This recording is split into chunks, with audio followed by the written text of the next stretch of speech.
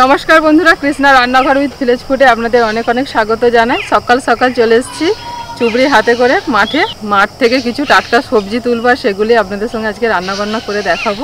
তো চলুন কিছু টাটকা সবজি তুলে নিই।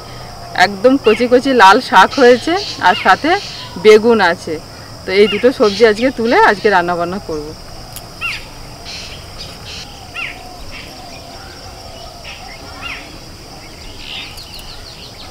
এই দেখুন একদম কচি কচি লাল শাক, মানে দেখে লোভ সামলানো মুশকিল। একেবারে কচি কচি একদম, দেখুন প্রতিটা শাক একদম ফ্রেশ। এই লাল শাক কিন্তু সারা বছরই হয়, সারা বছর এই শাকটা পাওয়া যায়। একেই বলে মাঠের একদম টাটকা তাজা শাক। শাকগুলো দেখেই আমার তো লোভ লাগছে। আপনারা অবশ্যই জানাবেন কমেন্ট করে যে শাকগুলো দেখে আপনাদের লোভ লাগছে কিনা। এই যে মাঠ থেকে তুলে রান্না করার মজাই আলাদা। বাজারেও সব জিনিস পাওয়া যায়, কিন্তু মাঠ থেকে তুলে এটা একটা অন্য অনুভূতি। আর শাকগুলো না, এই যে সাইজটা হয়েছে, এই সাইজটাই একদম ঠিকঠাক, মানে খাওয়ার জন্য। এর থেকে বেশি বড় হয়ে গেলে তখন ডাঁটাগুলো শক্ত হয়ে যায়। একদম জমির মাটিটা নরম, শাকগুলো একটুখানি করে আমি টান দিচ্ছি, ফসফস করে উঠে চলে আসছে।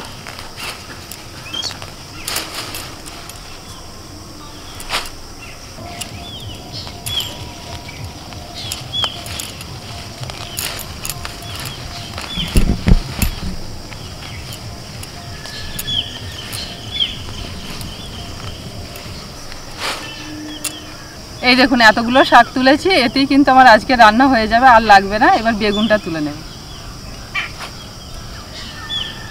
পাশেই বেগুনটা আছে, তুলে নিই।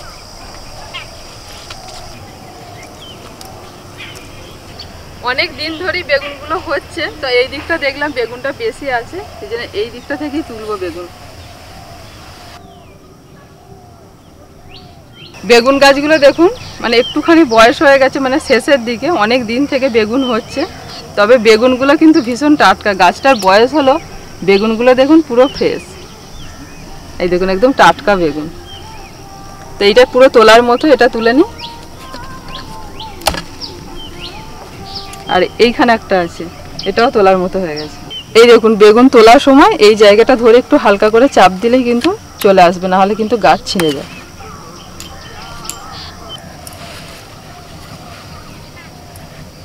ওদিক থেকে দেখে এলাম, এখানে একটা বেগুন আছে নিচের দিকে, আর পাখিতে খেয়েছে বেগুনটা, দেখাচ্ছে আপনাদের। এই দেখুন এই জায়গাটা পাখিতে খেয়ে নিয়েছে। এই যে এখানে একটা পেয়েছি, এই যে এখানে একটা পেয়েছি, এটা তুলে নিই। কি সুন্দর কালার বেগুনগুলোর দেখুন শুধু। আর প্রত্যেকটা বেগুন কিন্তু একদম ভালো, কোনো দাগ নেই। শাক আর বেগুন তোলা আমার হয়ে গেছে, একদম সোজা চলে যাবো রান্নাঘরে, গিয়ে আজকে রান্নাবান্না শুরু করে দেব।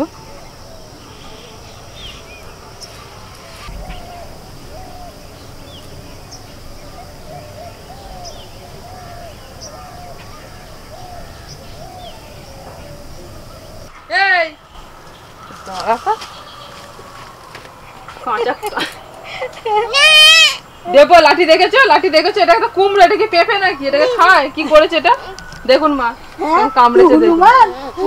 কাঁচা কুমড়ো কেউ খায়? রান্না করবো নিয়ে এসছি, দুষ্টু কথা করে এসি কুমড়োটা হাত থেকে তুলে নিয়ে ব্যাস কামড় দিয়ে দিয়েছে। দেবো কুমড়োটা, হাত পাতা দেখে।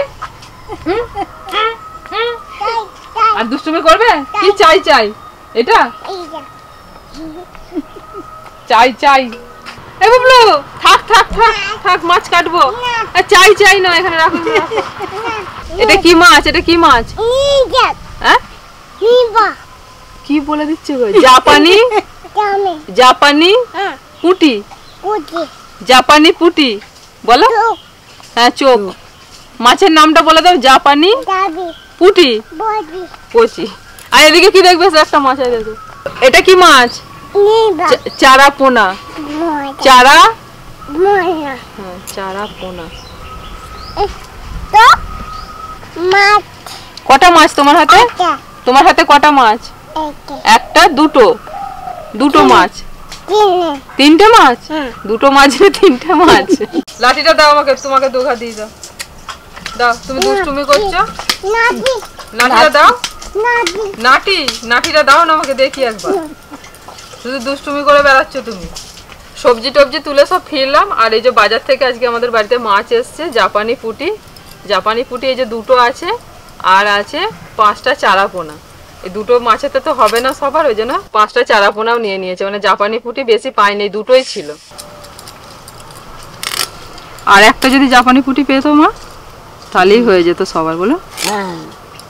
যখন যে মাছগুলো আসে, আর এইসব মাছ বাজারে এলেই তাড়াতাড়ি বিক্রি হয়ে যায়। তুমি আজকে স্বাদ পেয়েছো, একদম মনের মতো স্বাদ হয়েছে, একদম কিছু বাদ দিতে হবে না। জমিতে দেখলে কি বলবেন একদম। হ্যাঁ, এত সুন্দর লাগছে, কচি কচি শাক।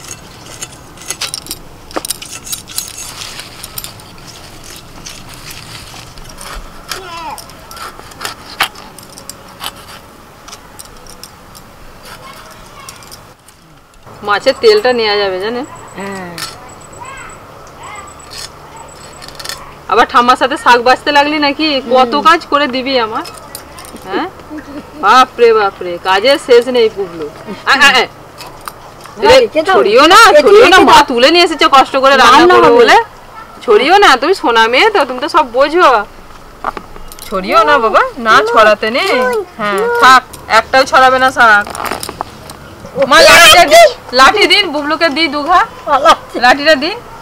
দুষ্টু হয়েছে না, বগলে এবার হবে না দেখছি। তাড়াতাড়ি লাঠিটা নিয়ে আসো।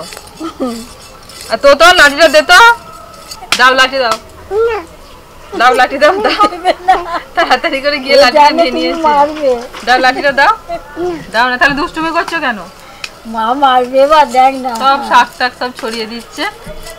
যেই দেখে যেখানে আসবো রেডি হয়েছি, ব্যাস। হাঁস ছাড়ানোর পরে পুঁটিগুলোকে দেখতে ভালো লাগছে গো। সাদা মতন, বলো। হ্যাঁ,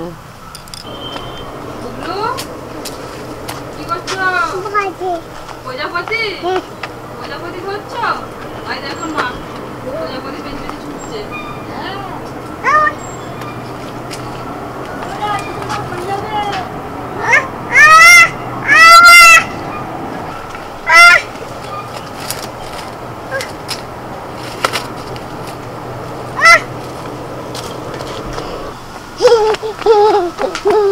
বুবু, আর প্রজাপতি ধরতে হবে না, এবার বাড়ি চলো, খেতে হবে, স্নান করতে হবে।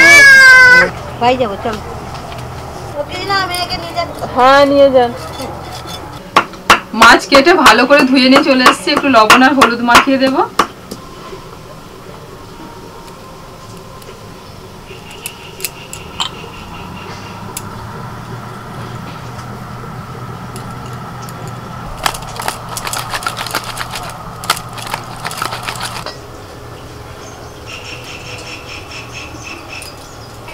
প্রথমে শাকটা রান্না করে নেব। আজকে লাল শাকের একটু চচ্চড়ি করব। শুধু আদাটা বাটা হয়ে গেছে, এবার জিরে আর শুকনো লঙ্কা। প্রথমে বড়িটা ভেজে নেব। একটু লাল করে ভেজে বড়িগুলো তুলে নিচ্ছি।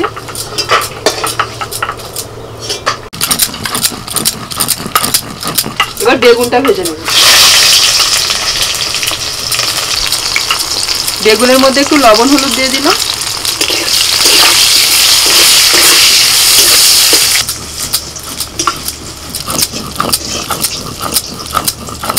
বেগুনগুলোকে একটু লাল করে ভেজে তুলে নিচ্ছি। বেগুনটা ভেজে তুলে নিয়ে কড়াইতে ফোড়ন দিয়ে দিচ্ছি, শুকনো লঙ্কা, তেজপাতা, 5 ফোড়ন।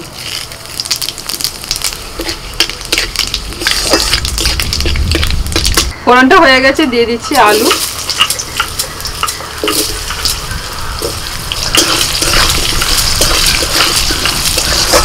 আলুটা ভাজা হয়ে গেছে, এবার কুমড়ো দিয়ে দিচ্ছি আর সাথে পটল দিয়ে দিচ্ছি।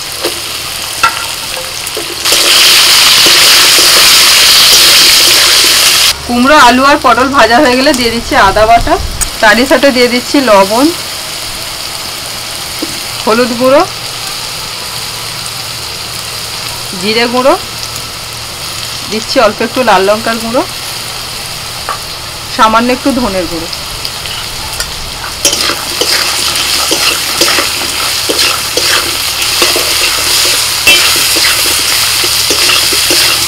অল্প করে একটু পেঁয়াজ দিয়ে দিচ্ছি।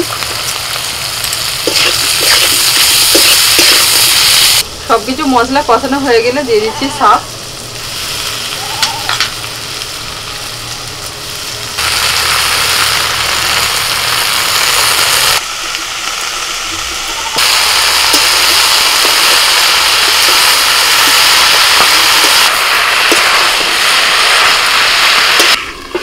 শাকটা দিয়ে নাড়াচাড়া করে ঢাকা দিয়ে দিয়েছিলাম। দেখুন শাক থেকে যে জলটা বেরিয়েছে তাতেই কিন্তু যে সবজিগুলো দিয়েছিলাম সেটাও সিদ্ধ হয়ে গেছে। এই দেখুন আলু, কুমড়ো, পটল সব সিদ্ধ হয়ে গেছে। ভাজা বেগুন দিয়ে দিচ্ছি।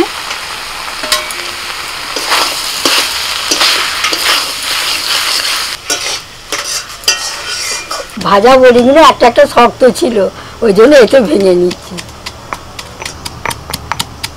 এবার হয়ে গেছে।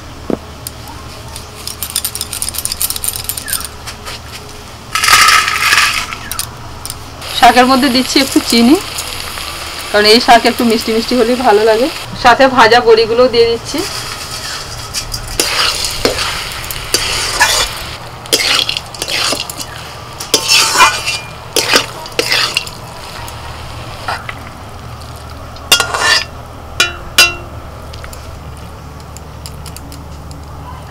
তেল গরম হয়ে গেছে, এবার মাছটা ভেজে নেব।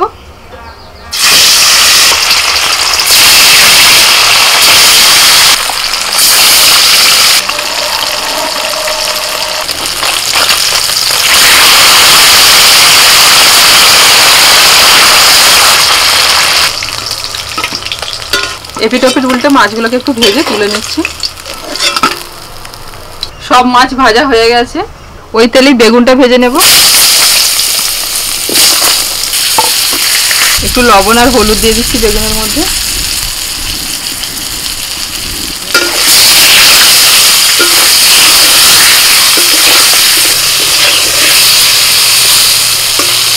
বেগুনগুলো ভাজা হয়ে গেছে, তুলে নিচ্ছি।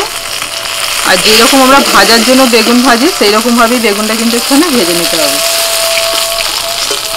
ফোড়নে দিচ্ছি কালো জিরে, কাঁচা লঙ্কা। ফোড়ন হয়ে গেছে, আলু দিয়ে দিচ্ছি।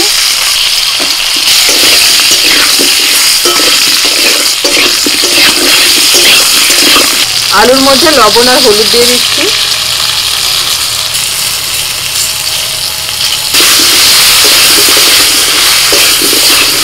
এবার দিচ্ছি আদা বাটা, শুকনো লঙ্কা, জিরে বাটা।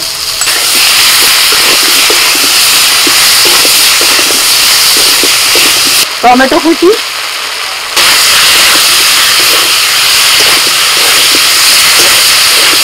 মশলার সাথে আলুটাকে বেশ ভালো করে কষিয়ে নিয়েছি আর অল্প একটু জল দিয়ে দিয়েছিলাম। জল না দিলে মশলাটা পুড়ে যাবে, তাই অল্প একটু জল দিয়েছিলাম। তো কষানো হয়ে গেছে, এবার আমি জল ঢেলে দিচ্ছি।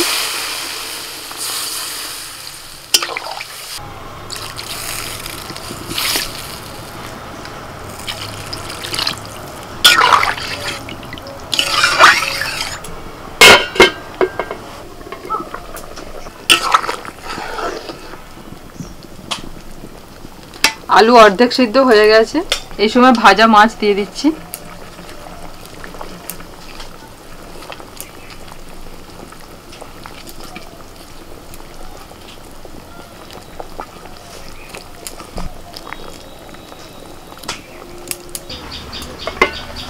মাছটা দেওয়ার পর 5 মিনিট ফুটিয়ে নিয়েছি। এবার ভাজা বেগুনগুলো দিয়ে দিচ্ছি, কারণ ভাজা বেগুনগুলো ভাজতে ভাজতে সিদ্ধ হয়ে গেছে, তাই একদম সব শেষে দিলাম। এবার আমি জাস্ট 2 মিনিট মতো একটু ফুটিয়ে নেব, আর ঢাকা দেব না, তাহলে আমার রান্না শেষ।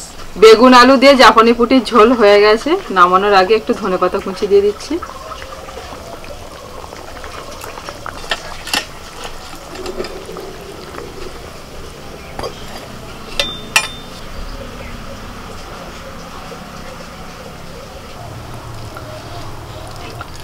লাল শাক দিয়ে কালারফুল সবজি।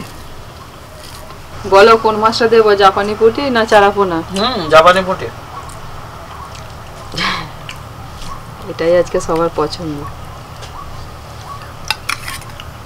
তুমি স্বপ্ন দেখেছিলে হুম যে বেগুন দিয়ে মাছের ঝোল খাবো, ওই জন্য আজকে তোমার স্বপ্ন দেখাটা আজকে সার্থক করলাম। Thank you. আর একটা বেগুন দিল, ব্যাস। লাল শাক বেশিরভাগ সময় ভাজাই খাই আর কি, তো আজকে একটু অন্যরকম ভাবে তরকারি করেছে। আর মানুষের স্বপ্ন কিরকম হয় ভাবুন। একদিন শুধু বলেছিলাম ঘুম থেকে উঠে যে এরকম বেগুন দিয়ে মাছের ঝোল, সেই মনে রেখে দিয়েছে। আপনারা শুনে ভাববেন যে উল্টো পাল্টা স্বপ্ন। কি করবো বলুন, যা দেখতে পাই, খাবার দাবার নিয়ে সারাদিন চর্চা, আর সেই সব নিয়ে স্বপ্ন। এই বইটা দিয়েছে বলে বেশ ভালো লাগছে গো। বইটা ভালো লাগছে, হুম একদম শেষে দিয়েছি বইটা, দেখো করকর করছে না। হুম, ওই জন্যই ভালো লাগছে। মিশে গেলে, মিয়ে যায়নি, মিশে গেলে আর স্বাদ পেতাম না বইয়ের।